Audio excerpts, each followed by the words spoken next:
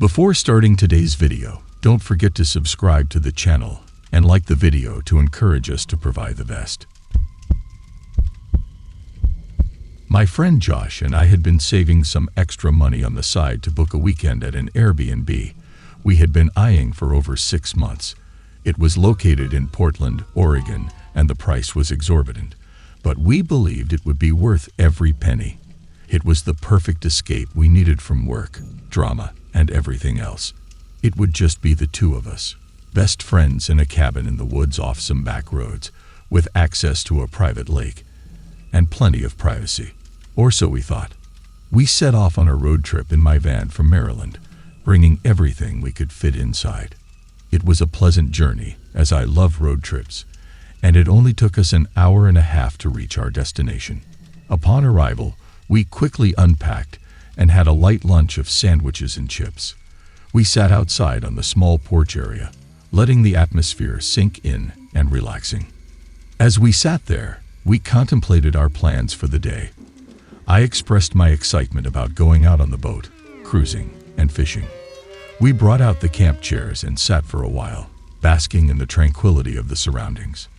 I recall feeling extremely happy and excited.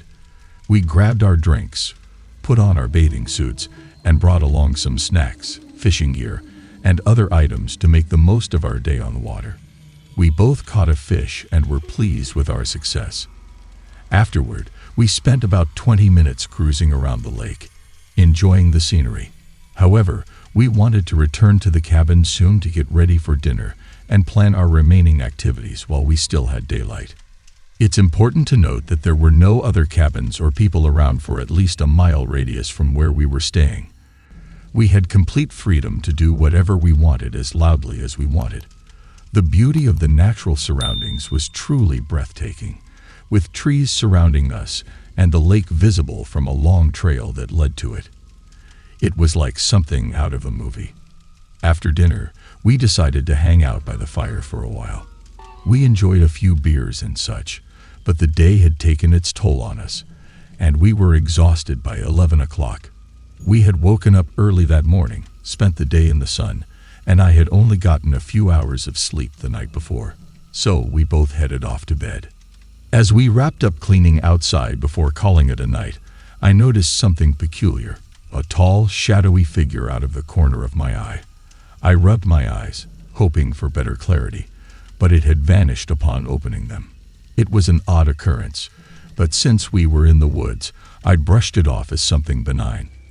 However, I couldn't shake off the uneasy feeling that lingered. Despite this, I refrained from telling Josh about it, fearing that I might come across as paranoid or irrational.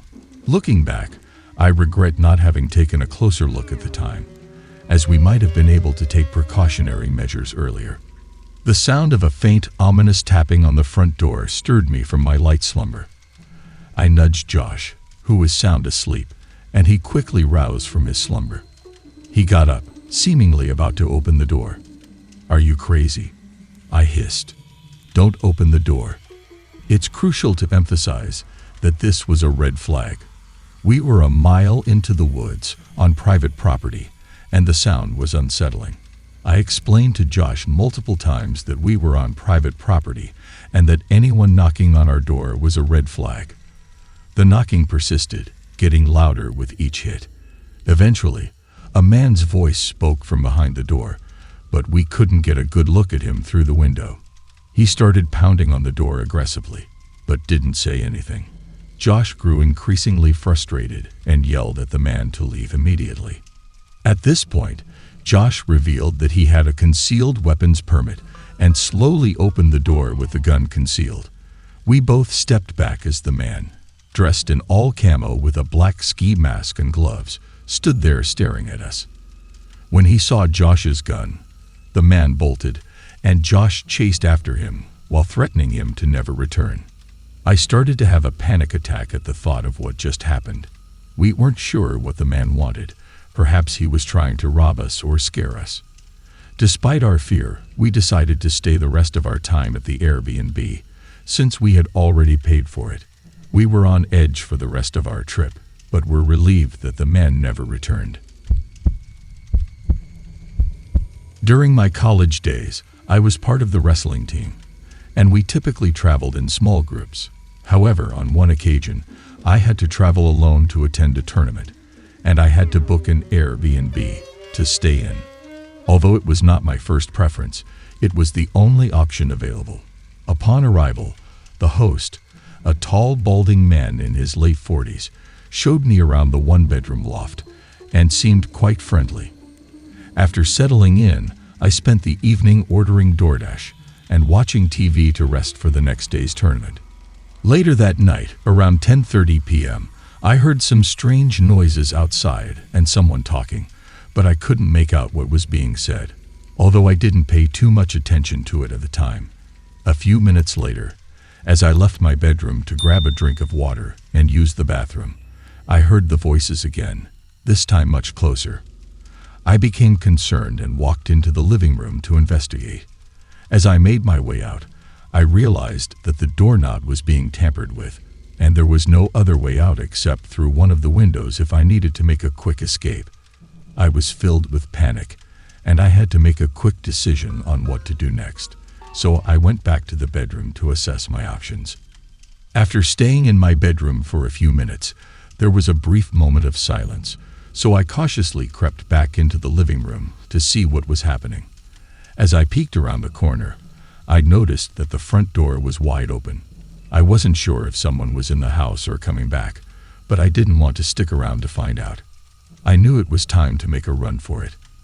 I crawled out of the back window and hopped over a fence into a creepy, dimly lit alleyway. Once I found a safe place, I called the police.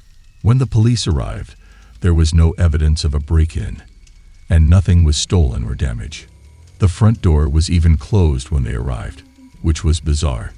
When I told the Airbnb host about what happened, he didn't seem to show the appropriate concern, which was a major red flag. It was strange that nothing was taken, and there was no sign of forced entry. I called a friend who let me stay with him in his motel room for the night. I had to sleep on the ground, but thankfully he had a sleeping bag I could use, which was better than nothing. After this experience, I decided I would never use Airbnb again.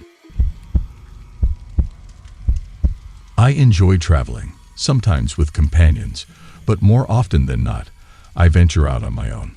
While some may find it strange, it's something I love to do. Exploring new places, trying new foods, and meeting new people. During a recent trip to Miami Beach, Florida, I rented an Airbnb nearby. It wasn't anything too fancy or large, but it was decent enough.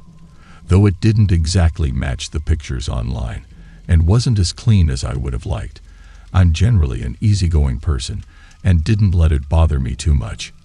In fact, I even did some cleaning myself upon arrival to ensure everything was tidy. During the day, I took a leisurely stroll along the beach, visited some local shops, and even had a lovely Italian dinner at a nearby restaurant. It was a normal day, nothing out of the ordinary. Before bed, I settled in to read, which always helps me relax. As I was dozing off, I heard a strange beeping sound. It wasn't overly loud, but it was enough to trigger my attention and momentarily put me on alert. When I woke up, I couldn't pinpoint the source of the beeping. It continued every 15 to 20 seconds or so, and I thought it might be the fire alarm in need of a battery replacement or some sort of attention. I decided to investigate the source of the beeping noise and headed to the living room. After realizing that the fire alarm wasn't the cause of the noise, I deduced that the sound was coming from the bedroom. With caution, I crept closer to the source of the sound until I discovered something that would be the most unsettling and disturbing experience of my life. A small caramel-colored lens was sticking out from the top left corner of the bedroom wall, barely noticeable. It appeared to be rigged inside the wall, and I was instantly unnerved by the thought of what it was for. I immediately left the bedroom, went to the kitchen, and started pacing back and forth, anxious and afraid that there might be more cameras around the house. My worst fears were confirmed when I found 3 more cameras, one in the living room and 2 in the bathroom, one aimed at the shower and the other outside. I felt violated, and my mind raced with the idea that someone was watching me. I couldn't stay there any longer, so I called my mother and husband, and they advised me to leave the house immediately. I gathered my belongings and rushed out of the house as fast as I could, fearing for my safety in case the person who planted the cameras would return and cause harm. I spent the night at a nearby motel and fell asleep while talking to my husband on FaceTime. The next day, I went straight home and reported the incident to the police. When they arrived, they found no cameras, but there were double fist-sized holes where I claimed the cameras were. It was evident that someone had destroyed the evidence before the police arrived. Unfortunately, I was unable to provide photographic evidence as I was too panicked to think of it at the time. Despite my efforts, the charges were dropped because of lack of evidence. Thank you for watching today's video. If you enjoyed it, please consider liking and sharing it to support me. The best is yet to come.